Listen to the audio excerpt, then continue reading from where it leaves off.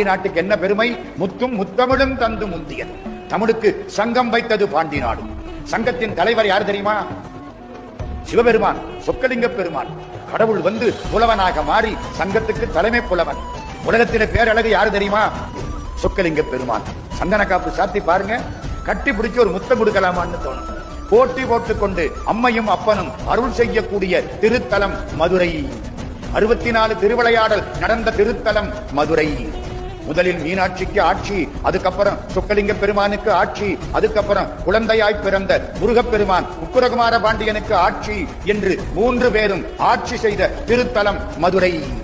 இன்னைக்கும் மதுரை கோயில்ல ராத்திரி அர்த்தசாமத்துக்கு சுவாமியை தூக்கிட்டு வர்ற பொழுது அர்ச்சகர் என்ன சொல்லுவார் தெரியுமா? சோமசுந்தர கடவுள் பராக்குன்னு சொல்ல மாட்டார். சோமசுந்தர பாண்டிய மகாராஜா பராக். உங்களுக்கெல்லாம் அவர் கடவுள், மதுரையில் இருக்கவங்களுக்கு அவர் மகாராஜா.